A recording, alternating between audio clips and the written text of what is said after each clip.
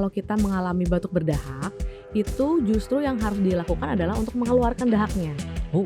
Gitu. Jadi dengan cara apa? Dengan menggunakan obat ekspektoran dan mukolytik. Jadi kan kalau batuk berdahak itu ada dahaknya tadi ya. Dahaknya tuh seringkali dahak itu kan nempel lengket di saluran pernafasan ya. Kalau tidak langsung diobati, akibatnya dahaknya ada lagi akhirnya numpuk. Nah itu makanya yang menyebabkan kadang-kadang tuh kita kok batuk, udah coba dikeluarin batukin tapi kok nggak keluar-keluar.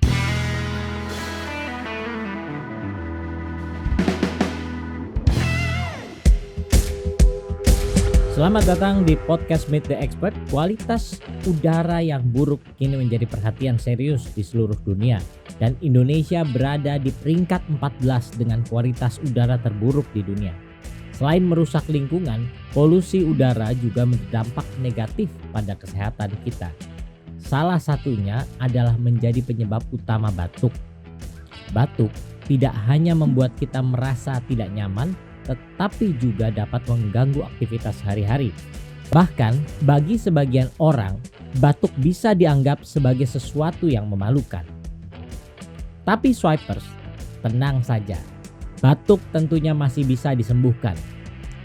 Yuk, kita cari tahu sama-sama tentang cara mengatasi batuk hingga pemilihan obat batuk dengan kandungan yang tepat. Bersama saya Oscar Ronald akan memandu episode kali ini. Saya tidak sendiri tentunya, di studio sudah hadir apoteker Yusri Asri Widyastari SSI. Selamat datang Mbak Yusri. Selamat datang Pak. Luar biasa. Terima kasih sudah hadir di podcast Meet the Expert. Hari ini kita mulai yuk. Boleh Pak. Oke, luar biasa ya. Oke, ini pertanyaan mendasar dulu sebenarnya ya. Yang paling mendasar itu apa itu batuk? Bagaimana bisa terjadi batuk itu? Iya, jadi memang batuk ini sebenarnya adalah mekanisme pertahanan dari tubuh. Gitu. Jadi memang tubuh kita nih kalau misalnya nih apalagi sekarang kan lagi musim polusi ya. Jadi banyak debu gitu kan, banyak asap. Nah, itu merupakan adanya partikel asing masuk ke dalam saluran pernafasan.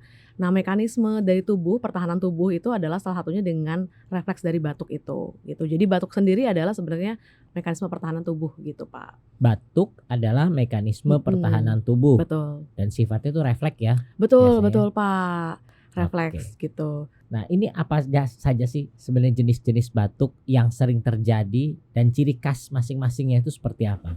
Ya, jadi batuk itu memang ada dua ya kategori utamanya. Yang pertama itu adalah batuk yang kering. Nah, kalau batuk kering ini itu biasanya cirinya adalah tanpa lendir, nggak ada dahaknya gitu ya. Jadi kalau batuk biasanya terus-terus gitu kan, terus-menerus, nggak ada dahaknya. Dan biasanya penyebabnya itu kalau ada iritasi atau ada peradangan di saluran pernafasan. Itu yang biasanya menyebabkan adanya batuk kering. Nah, batuk kering sendiri ini baiknya memang diobati dengan antitusif gitu ya. Jadi antitusif. Nah, yang kedua adalah batuk berdahak. Nah, batuk berdahak ini memang batuk yang ada lendirnya atau ada dahaknya gitu ya. Mungkin ini banyak sekali ya terjadi di masyarakat Indonesia gitu kan. Batuk berdahak jadi suka ada dahaknya. Jadi kalau dikeluarkan dahaknya itu ada yang warnanya bening ya, ada yang warna putih, kuning, hijau, bahkan ada yang sampai ke merah. Nah, itu merupakan batuk berdahak. Nah, biasanya batuk berdahak ini terjadi ketika kita ada infeksi gitu ya, infeksi virus, infeksi bakteri. Biasanya terjadi batuk berdahak ini gitu. Oke, baik.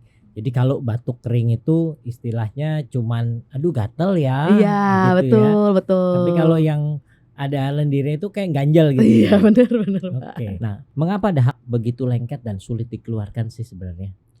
Nah, jadi kan memang kalau ketika batuk itu jadi ada penumpukan lendir, pengeluaran lendir oleh tubuh kita kan, dikeluarkan lendirnya. Nah, kadang-kadang misalnya kita batuknya itu terjadinya gara-gara apa? Misalnya gara-gara ada debu atau ada partikel kimia yang masuk, partikel asing gitu. Nah, itu tuh bercampur dengan lendir itu gitu ya. Kadang-kadang juga kalau ada infeksi bakteri berarti bercampur dengan bakteri dan atau virus gitu ya, menempel di saluran pernafasan. Dan itu mereka menjadi satu ikatan yang panjang dan nempelnya tuh lekat gitulah ya, Lengket gitu ya. lengket di saluran Iya. pernafasan. Nah itu makanya yang menyebabkan kadang-kadang tuh kita kok batuk, udah coba dikeluarin batukin tapi kok nggak keluar-keluar gitu. Karena itu tadi bercampur antara si lendir dan juga partikel asing atau dengan dengan virus atau bakteri gitu. Oke. Itu yang menyebabkan lengket di Itu diproduksi saluran. di dalam tubuh kita karena ada virus masuk gitu ya. Dan dia Betul. bercampur gitu ya, jadi Iya. kental deh ya. Iya. Nah, lengket nempel. Betul, Nah, betul. baik. Ini tadi sudah disampaikan ya kan, batuk kering dengan antitusif, tapi kalau batuk berdahak itu ada penanganannya juga ya untuk memperlancar pengeluaran lendirnya ya, Betul, begitu betul, ya. betul. Ini apakah penanganan untuk batuk kering dan batuk berdahak itu berbeda sih? Apa sama sebenarnya? Nah ini juga nih yang saya pengen coba untuk lebih jelaskan lagi ya kepada masyarakat, bahwa kadang-kadang masyarakat di Indonesia itu suka menganggap kayak oh saya batuk minum apa aja lah obat batuk yang ada gitu Betul. ya. Padahal sebenarnya obat batuk kering dan obat batuk berdahak itu untuk mengobatinya berbeda. Jadi kalau batuk kering atau batuk yang tanpa lendir ya, tanpa dahak itu harus menggunakan antitusif. Antitusif ini jadi mekanismenya adalah untuk menekan refleks batuk yang ada di sistem saraf pusat. Oke. Gitu. Jadi menekan batuk. Jadi ketika minum obat itu jadi nggak batuk lagi. Artinya yang ditekan itu refleks betul. sarafnya ya. Betul, di dalam saraf Oke, sistem jadi saraf pusat. Sistem saraf pusat. Iya, betul. Ditekan refleks batuknya gitu. Oke. Nah, sementara kalau kita mengalami batuk berdahak, itu justru yang harus dilakukan adalah untuk mengeluarkan dahaknya. Oh. Gitu. Jadi dengan cara apa? Dengan menggunakan obat ekspektoran dan mukolitik. Yang sifatnya itu adalah mekanisme kerjanya untuk melepaskan ikatan dari si lendir atau dahaknya sendiri di saluran pernafasan gitu ya. Juga bisa mengencerkan dahaknya dan mengeluarkan dahaknya. Nah jadi kadang-kadang masyarakat tuh berpikir kayak saya minum obat batuk tapi kok malah tambah batuk gitu ya. Nah itu sebenarnya adalah cara kerja dari obat batuk berdahak untuk mengeluarkan lendirnya. Karena harus dikeluarkan kalau batuk berdahak. Nah itu bedanya. Jadi kalau batuk kering pakai antitusif, kalau batuk berdahak pakainya yang ekspektoran dan mukolitik gitu. Jangan sampai salah gitu. Oke, jadi swipers jadi lebih jelas tuh ya tadi. Kalau batuk kering artinya kita harus menggunakannya yang menggunakan antitusif. Betul. Tapi kalau yang batuk berdahak itu yang menggunakan mukolitik dan ekspektoran supaya dahaknya keluar. Betul. Jadi kalau minum obat batuk kok makin batuk terus itu wajar ya? Wajar gitu. Kalau jadi, yang berdahak ya? Batuk berdahak kalau misalnya sudah minum obat batuk berdahak itu pasti akan lebih sering batuk untuk mengeluarkan lendirnya. Tapi setelah itu nanti akan lega rasanya ya, nggak akan terjadi sesek lagi. Gitu. Luar biasa gitu. Nah ini yang berikutnya nih, apakah batuk selalu menjadi tanda penyakit serius? Dan bagaimana gejala batuk yang harus kita waspadai? Ya, jadi seperti yang tadi sudah dijelaskan di awal bahwa sebenarnya batuk itu kan adalah respon tubuh kita. Kalau ada partikel asing masuk atau lagi ada iritasi gitu ya, itu ada respon. Jadi tidak selalu batuk itu adalah ada tanda serius gitu ya, atau ada penyakit tertentu yang kita harus waspadai. Tidak selalu. Akan tetapi kalau misalnya nih kita ada batuk tapi disertai dengan gejala lain, nah itu kita harus waspada. Nah gejala lainnya apa? Misalnya batuknya itu disertai dengan warnanya ada darahnya. Nah itu kita harus waspada. Atau batuk disertai dengan demam. Atau misalnya batuk yang disertai dengan penurunan berat badan.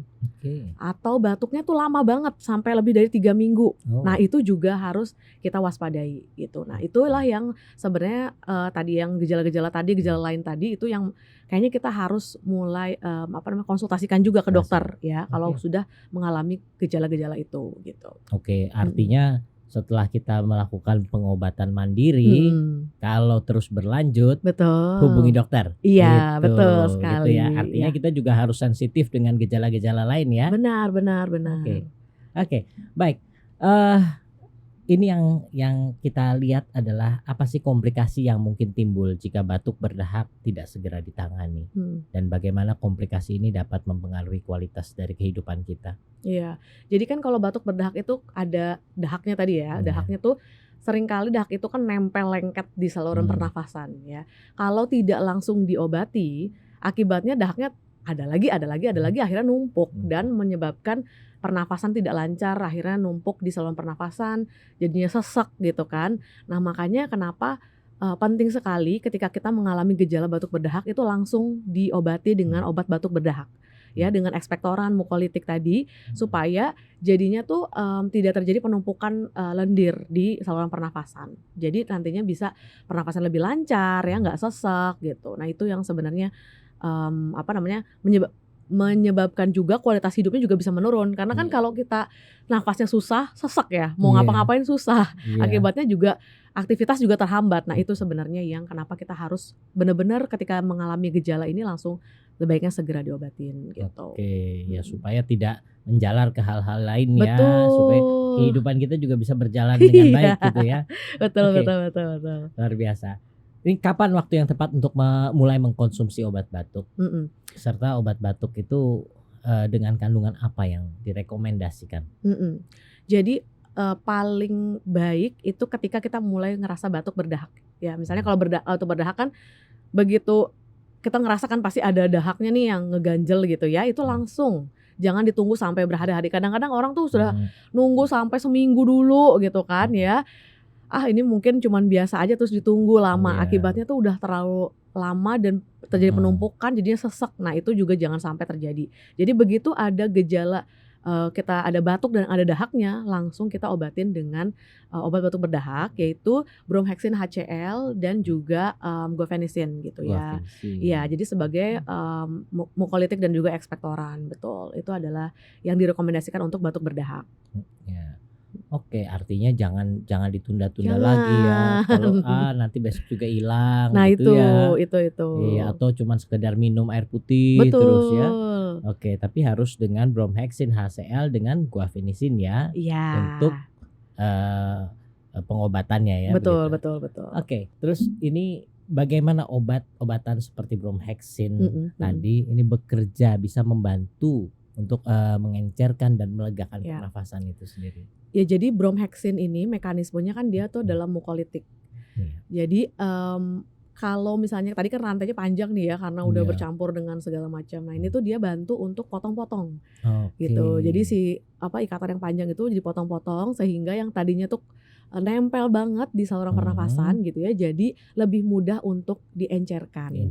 Lebih mudah untuk diencerkan dan nanti bisa dahaknya lebih encer sehingga lebih mudah ketika kita batuk itu lebih mudah untuk mengeluarkan dahaknya gitu. Seperti itu. Nah, obat-obatan yang mengandung Bromhexin HCl ini salah satunya adalah bisolfon gitu ya, yang memang sudah puluhan tahun ya, sudah ada puluhan tahun di Indonesia yang mengandung Bromhexin HCl dan juga Guaifenesin ya sebagai ekspektoran dan mukolitik untuk bantu melepaskan tadi ya ikatan-ikatan yang panjang itu ya, mengencerkan dahaknya juga dan juga untuk memudahkan untuk pengeluaran dahaknya kayak gitu. Iya. Artinya bisolfon ini karena mengandung Bromhexin HCl itu efektif dalam hal mengencerkan dahak tadi ya sehingga mudah dikeluarkan. Iya, benar. Oke, luar biasa. Nih, lalu ini yang paling urgent kita kalau lihat bisolfon ini apa sih nilai keunggulannya sehingga direkomendasikan untuk batuk itu sendiri dan bedanya bisolfon dengan obat batuk yang ada di pasaran saat ini tuh apa sih? Ya, jadi memang bisolfon ini adalah originator dari Bromhexin HCl atau ya yang pertama lah gitu ya. Pertama mengeluarkan si Bromhexin ini. Jadi memang pionir ya. Betul. Jadi memang yang sudah puluhan tahun di Indonesia dan juga di seluruh dunia memang mengandung Bromhexin HCl gitu yang terbukti efektif untuk mengencerkan dahak gitu ya, melepaskan ikatan yang tadi dahak yang menempel di saluran pernafasan dan juga untuk mengeluarkan dahaknya gitu. Jadi memang formulasinya, efektivitasnya memang sudah tidak diragukan lagi karena memang originator. Lalu yang kedua adalah karena ini sediaannya lengkap gitu. Jadi kan memang kadang-kadang kalau untuk orang dewasa, anak-anak gitu ya, dan orang misalnya orang yang penderita diabetes gitu ya, punya kadang-kadang kenyamanan untuk menggunakan obat beda-beda ya orang ya. Betul. Ada yang nyaman menggunakan sirup gitu kan. Ada yang Hmm. aku nggak suka rasa sirup, aku pengennya yang gampang dibawa kemana aja, bisa Iya. pakai tablet gitu. Nah, Bisolvan ini punya range varian yang cukup lengkap ya. Jadi ada yang sirup untuk dewasa gitu, ada Bisolvan Kids yang memang untuk anak-anak gitu ya, rasanya Iya. juga rasa untuk anak-anak gitu ya. Terus ada Bisolvan Solution yang memang bisa digunakan untuk penderita diabetes atau misalnya yang tidak mau menggunakan ada tambahan gulanya, itu bisa pakai solution. Dan juga ada yang bentuknya tablet gitu. Jadi sangat mudah ya kalau mau taruh di saku, mau traveling, mau ke kantor gitu ya. Iya. Itu gampang banget untuk digunakan gitu. Iya. Dan kata kuncinya Bisolvan ini adalah originatornya ya. Betul. Produk pionirnya Iya. yang pertama dengan Bromhexin HCl Betul. untuk batuk berdahak. Batuk berdahak. Begitu. Iya. Oke. Jadi variannya lengkap, Mm-mm. disediakan untuk segala usia dari anak-anak dan dewasa. Iya. Ada sediaannya dalam bentuk yang sirup Mm-mm. maupun yang tablet, Iya, gitu ya. betul. Oke. Ada yang menarik dengan Bisolvan Extra yang mengandung kombinasi Bromhexin dan guaifenesin. Iya. Apa sih fungsi guaifenesin dan bagaimana kombinasi ini bekerja? Iya, jadi memang kalau guaifenesin itu adalah ekspektoran ya. Jadi memang bisa mengencerkan dahak ya Betul. kan, mengencerkan dahak, memudahkan untuk dahaknya yang kental tadi jadi encer, Iya. menyerap air jadi dia lebih encer dan juga bisa dimudahkan untuk dikeluarkan. Jadi dia membantu untuk mengeluarkan dahaknya. Nah, sementara untuk Bromhexin sendiri itu yang tadi ya memutus-mutus rangkaian yang panjang itu yang bikin lengket gitu ya. Iya. Sehingga jadi mudah untuk diencerkan, mudah untuk dikeluarkan gitu. Jadi kombinasi dari Bromhexin dan guaifenesin ini itu yang menyebabkan Bisolvan ini menjadi efektif ya dalam mengeluarkan dahak. Jadi punya 3 langkah jitu ya. Kalau kita bisa bilang Bisolvan ini memiliki 3 langkah jitu, yaitu melepaskan, mengencerkan dan juga mengeluarkan dahak. Oke, gitu. melepaskan, mengencerkan, mengeluarkan dahak. Betul. Artinya dengan guaifenesin tadi mengencerkan, Betul. terus si Bromhexinnya itu memotong-motong sehingga Iya. lebih mudah dikeluarkan Betul. ya. Lalu ada dorongannya keluar gitu ya. Oke, Betul. luar biasa. Ini, oke. Lalu ini nih pertanyaannya, bagaimana mekanisme Bisolvan dapat membantu meredakan gejala pada dada yang terasa berat gitu ya. Ada kan kalau kita berdahak itu ada tekanan gitu ya rasanya ya. Dan sehingga napas itu kayak berbunyi terus atau kayaknya kok pendek-pendek ya nafasnya ya. Ini pada batuk berdahak itu bagaimana itu prosesnya? Iya, jadi kan memang kayak tadi karena batuk berdahak itu kan penumpukan lendir ya. Jadi kalau tidak diobati lendir numpuk akhirnya saluran pernafasan yang misalnya nih awalnya kita bisa menghirup 100% oksigennya gitu ya. Karena ada penumpukan lendir jadinya kan ruang masuk oksigen atau keluarnya CO2 itu jadi terhambat juga nih di saluran pernafasan karena terhambat si dahak yang menumpuk itu gitu. Jadi kenapa itu bisa jadi rasanya sesek. Napasnya kayak pendek gitu, ya, pendek kayak susah iya. gitu karena memang si saluran nafasnya jadi terhambat. Itu yang bikin nafasnya jadi pendek, dadanya sesak. Dan juga kadang-kadang ada bunyi ngik gitu ya, wheezing gitu kan. Nah, itu juga bisa jadi karena tadi ada sumbatan di saluran pernafasan karena penumpukan lendir juga.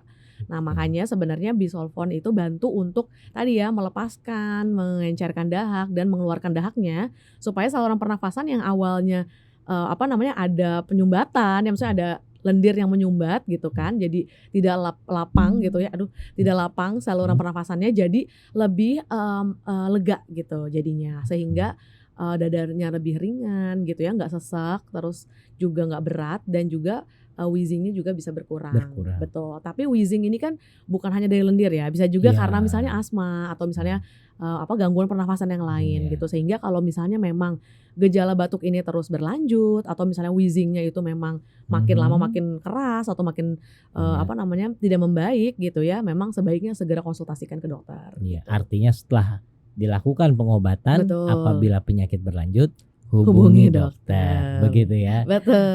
Oke, luar biasa sekali. Jadi Bisolvan dengan begitu lengkapnya memberikan solusi terhadap batuk ya, khususnya batuk berdahak yang kita bahas hari ini ya. Dan Bisolvan produk yang mengandung Bromhexin HCl dan guaifenesin ya, mempermudah dengan 3 langkah tadi ya, mengencerkan, melepaskan, mengencerkan, mengencerkan, dan mengeluarkan dan dahak. mengeluarkan. Luar biasa sekali, sediaannya pun bervariasi. Betul. Ada yang sirup, ada yang tablet. Ya. Silahkan dipilih, begitu ya. Iya. Oke, baik. Swipers, lengkapi sediaan apotekmu dengan produk Bisolfon yang tersedia di Swipe RX Belanja. Check out sekarang juga karena lagi ada produk menarik yang menunggumu. Belanja kebutuhan apotek pasti aman, nyaman, cuan. Hanya di Swipe RX Belanja. Apa sih tips untuk apoteker memberikan edukasi yang efektif kepada pasien mengenai penggunaan obat batuk, terutama obat sirup anak-anak? Ya. Jadi buat teman-teman apoteker, yang pasti kita pertama harus kenali jenis batuknya dulu ya. Tanyakan kepada pasien atau konsumen yang datang ke apotek batuknya seperti apa ya, harus kenali dulu dengan tepat, lalu berikan solusi batuk yang tepat. Jadi kalau untuk batuk kering pakai antitusif, untuk batuk berdahak bisa diberikan rekomendasi batuk ekspektoran atau mukolitik seperti Bisolfon ya. Untuk Bisolfon sendiri ini memang sudah terbukti efektif untuk meredakan batuk berdahak dengan 3 langkah jitu, yaitu melepaskan, mengencerkan, dan juga mengeluarkan dahak ya. Sediakan selalu Bisolfon di semua apotek teman-teman karena Bisolfon itu lengkap. Semua sediaannya sudah lengkap gitu ya. Jadi bisa untuk sirup dewasa, sirup anak-anak ya yang sudah ada rasa stroberinya dan sudah diformulasikan khusus untuk anak-anak. Lalu ada Bisolfon Solution yang memang bisa untuk penderita diabetes atau misalnya penderita yang tidak mau ada tambahan gula di dalam obat batuknya. Dan tentunya Bisolfon tablet yang memang aman dan praktis untuk dibawa kemana saja. Oke, terima kasih. Baik, terima kasih Apoteker Yusri Asri Widyastari atas penjelasannya. Luar biasa sekali, semoga bisa menambah wawasan bagi yang menonton episode kali ini. Terima kasih juga buat swipers yang sudah menonton. Jangan lupa untuk like, subscribe, dan share akun YouTube kami, serta nyalakan fitur notifikasi supaya tidak ketinggalan dengan konten-konten kefarmasian yang terbaru. Sampai jumpa di episode berikutnya Meet the Expert, podcastnya Apoteker. Salam sehat.